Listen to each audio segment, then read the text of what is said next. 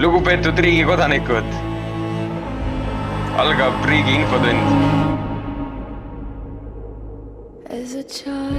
Nagu paljud soovisid, on meil lõpuks olemas põhiseadus.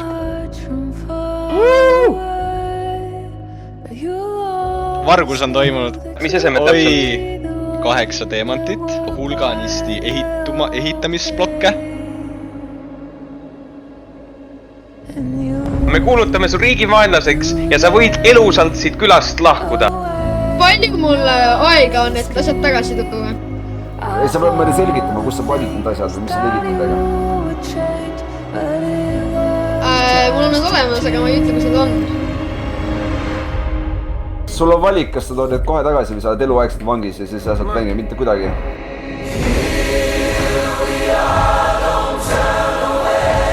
Mis riigi heaks sa töötad?